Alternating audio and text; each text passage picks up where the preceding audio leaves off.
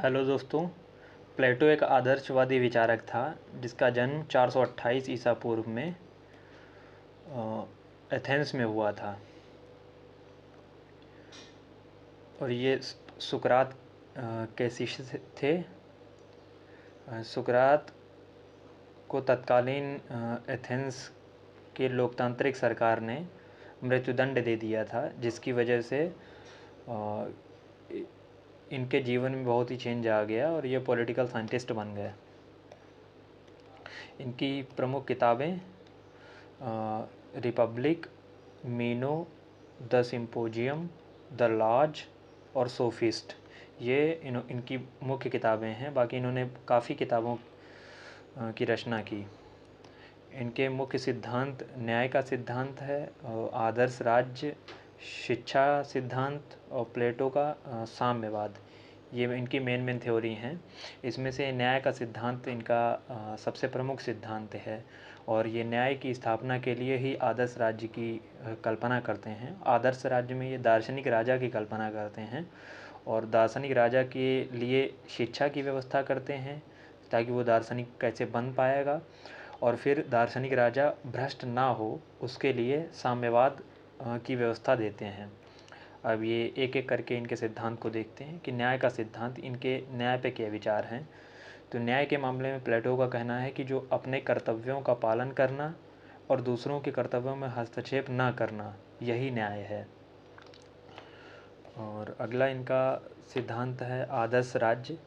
आदर्श राज्य की स्थापना ये न्याय की स्थापना के लिए करना चाहते हैं और इन्होंने आदर्श राज्य के 4 तत्व बताए हैं। उसमें पहला है कि दार्शनिक वर्ग, और सैनिक वर्ग दूसरा, और तीसरा उत्पादक वर्ग, और चौथा तत्व है न्याय। इन्होंने समाज को 3 वर्गों में बांटा है, एक तो दार्शनिक वर्ग, सैनिक वर्ग और उत्पादक वर्ग। दार्शनिक वर्ग है ये शासन करेगा, और सैनिक वर्ग है ये राज्य की रक्षा करेगा, और उत्पादक वर्ग में कृषक, शिल्पी, मजदूर इत्यादि सभी आ जाते हैं जिनका काम मुख्यतः उत्पादन करना है। इसमें व्यापारी भी शामिल हैं। इनका शिक्षा सिद्धांत की बात करें तो शिक्षा सिद्धांत इनका मुख्यतः इस बात पे बेस्ड है कि जो इनका दार्शनिक राजा होगा या जो संभ्रांत वर्ग है उनकी शिक्षा किस तरीके से होगी। तो इन्होंने शिक्षा की व्यवस्था, इनकी व्यवस्था को 2 पार्ट में डिवाइड किया जा सकता है। एक तो प्राथमिक शिक्षा है जो 20 वर्ष तक चलती है, दूसरी उच्च शिक्षा है जो 20 से 50 वर्ष तक चलेगी। तो प्राथमिक शिक्षा सबके लिए है, ये स्त्रियों को भी इसमें शामिल किया जाता है और लगभग समाज का हर वर्ग प्राथमिक शिक्षा ग्रहण कर सकता है। इसमें 6 से 18 वर्ष तक की शिक्षा दी जाएगी, जिसमें व्यायाम हो गया और संगीत की शिक्षा दी जाएगी। उसके बाद 18 से 20 वर्ष के बीच में व्यक्ति में साहस, आत्मनियंत्रण इत्यादि गुणों के विकास के लिए सैनिक शिक्षा की व्यवस्था की गई है। सैनिक शिक्षा। फिर 20 वर्ष की शिक्षा कंप्लीट होने पर एक परीक्षा होगी। इसमें जो लोग उत्तीर्ण होंगे वो जाकर के उच्च शिक्षा ग्रहण करेंगे, और जो यहाँ पे फेल हो जाएंगे वो जाकर के उत्पादक वर्ग में शामिल हो जाएंगे। उत्पादक वर्ग, और कुछ जाके सैनिक बन जाएंगे। सैनिक और उत्पादक वर्ग में शामिल हो जाएंगे। ये उच्च शिक्षा 20 के बाद होगी। ये चलेगी इसमें आगे 10 साल तक के लिए गणित, ज्योतिष, दर्शन इत्यादि की शिक्षा दी जाएगी।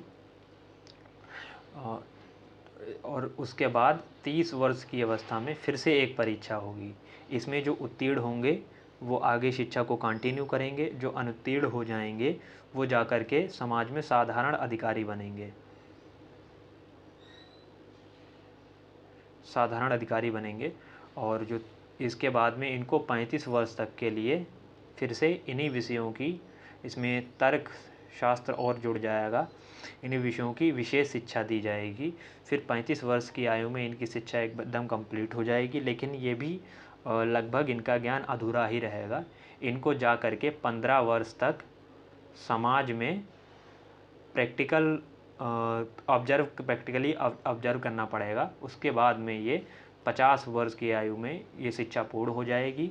जो लोग ये शिक्षा पूर्ण कर लेंगे वो जा कर के शासक वर्ग में शामिल हो जाएंगे, वो शासक बनेंगे, अर्थात ये दार्शनिक राजा बनने के लायक होंगे। दार्शनिक राजा, ये दार्शनिक राजा बन सकेंगे। अगला सिद्धांत है प्लेटो का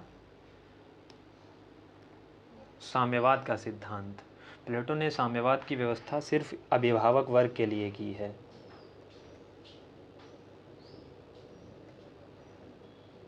जिसमें शासक और सैनिक शामिल हैं। उत्पादक वर्ग के लिए साम्यवाद की आवश्यकता नहीं है प्लेटो के अनुसार। तो प्लेटो के साम्यवाद को दो पार्ट में डिवाइड किया जा सकता है, एक तो संपत्ति का साम्यवाद, दूसरा स्त्रियों का साम्यवाद। प्लेटो का मानना है कि व्यक्ति संपत्ति और परिवार की वजह से ईमानदार नहीं रहता या बेईमान बन जाता है, तो उसको बेईमान बनने से रोकने के लिए प्लेटो पहली व्यवस्था देता है कि साम्यवाद, संपत्ति का साम्यवाद। इसमें किसी की भी प्राइवेट प्रॉपर्टी नहीं होगी, सब राज्य की संपत्ति होगी ना, और व्यक्ति निजी संपत्ति नहीं रखेगा। दूसरा है स्त्रियों का साम्यवाद।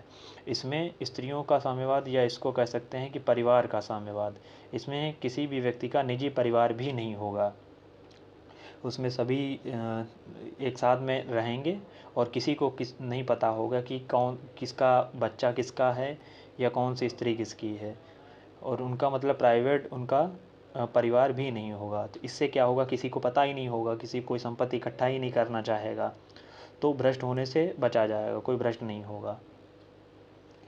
और ये अब देख लेते हैं कि जो कुछ प्रसिद्ध कथन हैं जो प्लेटो के बारे में कुछ विद्वानों ने कहे हैं। एक तो इनकी जो रचना है रिपब्लिक, इसके बारे में कहा गया है कि रिपब्लिक राजनीति शास्त्र का ग्रंथ नहीं बल्कि शिक्षा पर कभी भी लिखा गया सर्वश्रेष्ठ ग्रंथ है। यह स्टेटमेंट रूसो का है। और दार्शनिक राजा स्वयं प्लेटो है और रिपब्लिक स्वयं प्लेटो को राजा बनाने की दावेदारी है। ये स्टेटमेंट कार्ल पॉपर का है, ये इन्होंने इनकी आलोचना करते हुए लिखा है। धन्यवाद।